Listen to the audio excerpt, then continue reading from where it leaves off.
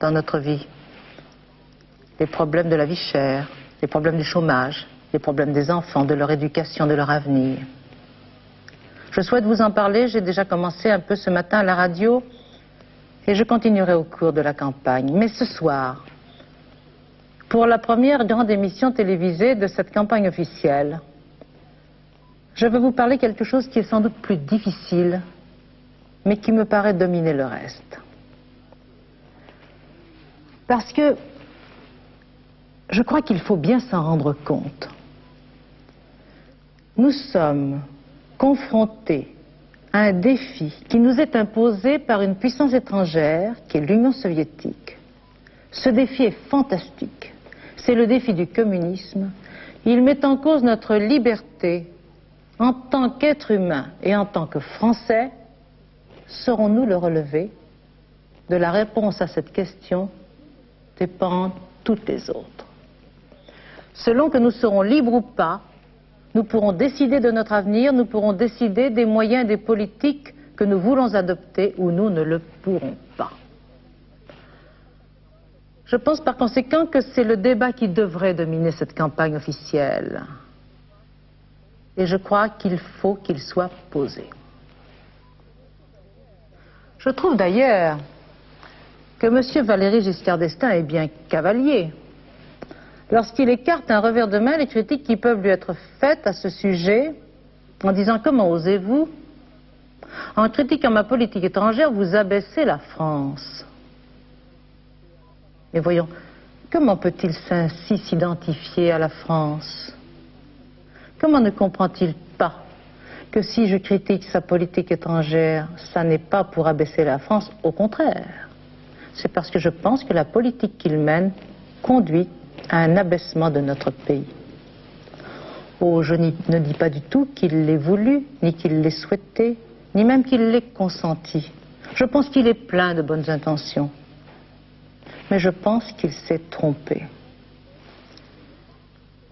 Et je pense qu'il s'est trompé par orgueil. Il s'est cru plus intelligent que les autres, et en particulier plus intelligent que les autres chefs d'État. Il s'est fait des illusions. Il s'est fait des illusions sur la détente. Il s'est fait des illusions sur l'Europe. Il s'est fait des illusions sur le tiers-monde. Il a cru que la diplomatie était une affaire de relations personnelles, alors que c'est une affaire de relations de force. Il a cru que s'il était, lui, bien avec M. Brejnev, la France aurait une bonne politique pour la paix. C'est faux. Il a cru que s'il était, lui, bien avec M. Helmut Schmidt, la France aurait une bonne politique européenne. C'est faux. En tout cas, c'est insuffisant. Il a cru que s'il avait, lui, de bonnes relations avec tel ou tel chef d'État africain, la France aurait une bonne politique africaine. C'est faux. En tout cas, c'est insuffisant. M. Giscard d'Estaing n'a pas compris que les États sont des monstres froids, comme disait De Gaulle. Et il me fait parfois l'effet d'une libellule qui voudrait séduire des monstres froids. Alors il essuie des échecs, et il en est tout mari. Mais il ne faudrait pas que la France puisse en être atteinte, justement. Alors essayons de voir un peu ce qu'il en est ensemble. Tout est parti du rêve européen giscardien. Lorsqu'il est arrivé au pouvoir en 1974, le président de la République actuelle, qui est un intellectuel mathématicien, a pensé que la France était un pays trop moyen pour avoir un grand avenir, et que cet avenir se trouverait seulement dans un ensemble plus vaste qui devait être l'Europe. Il a pensé qu'il serait l'homme qui assurerait cette mutation historique entre la France française et la France européenne. Il a fallu 5 ans pour s'apercevoir de ce que chacun peut constater en un instant. C'est que les nations européennes sont liées par l'histoire, par des intérêts économiques, par la proximité géographique, mais que dans l'état actuel. L'Europe se caractérise par le fait qu'un des principaux pays qui la constituent, l'Allemagne, est coupé en deux entre l'Est et l'Ouest. Et que du fait de cette situation, il n'y a pas de défense européenne possible, autonome. Pour l'instant, il y a la défense nucléaire française et puis les forces de l'OTAN. Et comme il n'y a pas de défense autonome, il n'y a pas de politique européenne indépendante. Alors bien sûr, il y a des réunions, il y a des sommets dans lesquels on prend des décisions, des intentions qui se traduisent en des communiqués. Alors on constate, on déclare que la situation en Pologne est très grave, et puis 6 mois après à Maastricht, on déclare qu'elle est extrêmement grave, on déclare que la situation au Liban est préoccupante, on propose pour le Moyen-Orient des solutions qui n'ont aucune chance d'aboutir puisqu'aucun des intéressés n'en veut, mais de positions dures et exigeantes sur un problème aigu, jamais. Parce que ça n'est pas possible, parce qu'il n'y a pas d'unité s'il n'y a pas de défense indépendante. Alors qu'est devenue l'Europe pour nous? Eh bien c'est devenu une alliance franco-allemande, je devrais plutôt dire germano-française, dans laquelle nous emboîtons le pas constamment à M. Helmut Schmidt. Alors je ne conteste pas du tout la nécessité de rapports étroits avec l'Allemagne, mais il est bien évident que nous n'avons pas les mêmes nécessités politiques. L'Allemagne, puisqu'elle est partagée, est perpétuellement tirée entre deux nécessités, son souci d'appartenir au monde libre et la nécessité d'entretenir de bonnes relations avec l'Union soviétique pour avoir de bonnes relations avec l'Allemagne de l'Est. Nous ne sommes pas du tout dans cette situation. Nous n'avons pas du tout les mêmes nécessités de ce qu'on a appelé l'Ostpolitik. Et nous n'avons pas du tout à subir les mêmes pesanteurs. Or, nous les subissons. Et cela nous entraîne à des positions qui ne sont pas des positions de force dans les relations Est-Ouest. Car voilà quel est le chapitre essentiel. Ce qu'on appelle les relations Est-Ouest, ce sont les relations capitales pour le monde occidental entre le monde libre et l'Union soviétique et les pays qui dépendent de l'Union soviétique. Alors là, il y a une donnée de base qu'il ne faut jamais oublier. L'Union soviétique n'est pas un pays comme les autres. Depuis la révolution communiste, c'est un pays qui a comme objectif avoué, officiel et déclaré la conquête du monde, et la conquête du monde pour une idéologie. La conquête du monde pour le communisme. Alors dans cette conquête, il faut bien savoir que ni les hommes, ni le temps ne comptent. Ni les morts ne comptent, ni les victimes ne comptent, ni les dirigeants ne comptent. Ils n'ont aucune espèce d'importance. Si les États sont des monstres froids, l'Union soviétique est un monstre froid parmi les monstres froids. Elle n'est pas dirigée par des hommes, elle est dirigée par un bureau politique. Et penser que parce qu'on a des conversations avec tel ou tel, on peut avoir une situation privilégiée, c'est une illusion et une illusion coûteuse. Alors depuis des années, depuis la fin de la guerre froide, c'est-à-dire depuis Cuba en 1962, les relations Est-Ouest sont dominées par une idée qu'on a appelée la politique de la détente. Qu'est-ce que c'est que la politique de la détente? Eh bien, c'est quelque chose de très ambigu et d'ailleurs de très changeant. Au départ, le général de Gaulle avait pensé que la fin de la guerre froide permettrait des échanges économiques et politiques entre l'Est et l'Ouest, et à la faveur de ces échanges, permettrait de réveiller les nationalismes, la vigueur des États qui avaient été annexés par l'Union soviétique après la Deuxième Guerre mondiale. Cette conception de la détente, elle est morte à Prague en 1968.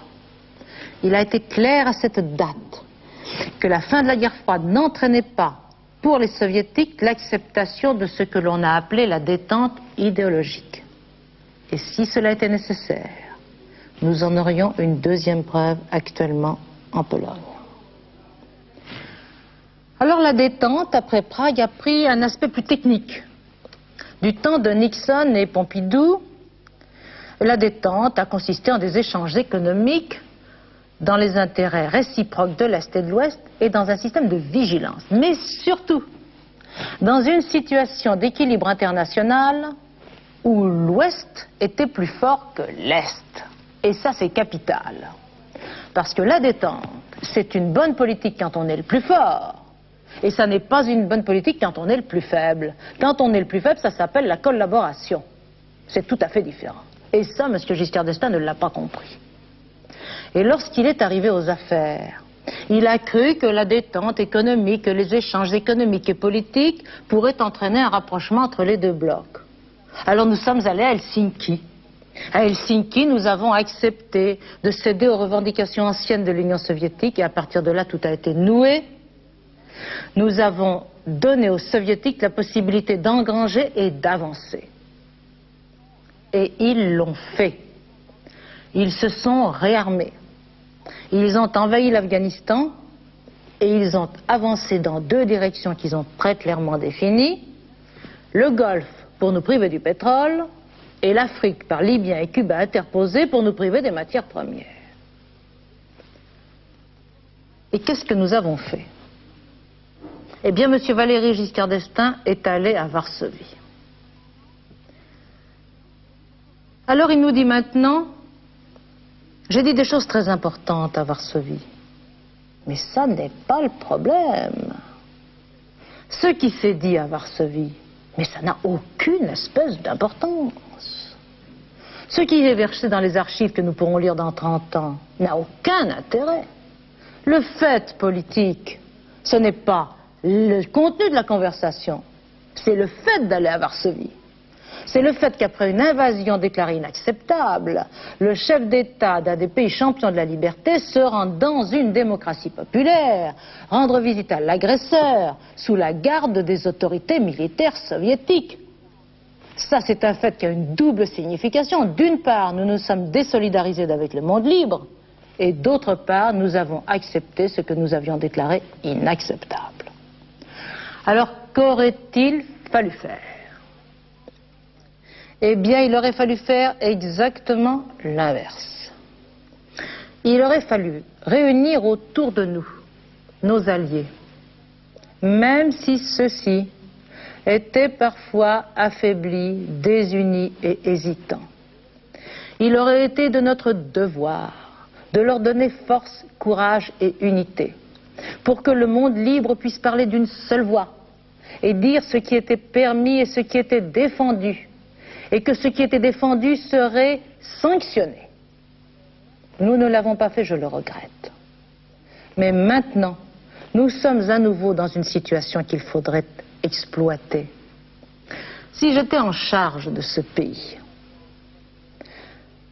je consulterais d'abord mes alliés européens, puis je rencontrerais M. Reagan. Car la France est actuellement dans une situation de force par rapport aux États-Unis, mais elle ne le sera pas éternellement. Les États-Unis qui se sont redressés ont besoin en Europe d'un allié sûr et indépendant. Nous sommes la seule nation européenne à pouvoir être cet allié. Depuis que le général de Gaulle nous a fait sortir de l'OTAN et qu'il nous a dotés d'une force de dissuasion nucléaire autonome, nous sommes un pays adulte. Nous sommes un pays qui est sans doute plus faible économiquement ou militairement que les États-Unis, mais qui lui est égal politiquement. Nous n'avons rien à prouver au regard de notre indépendance. Nous sommes capables de discuter d'égal à égal avec qui que ce soit, y compris avec M. Reagan.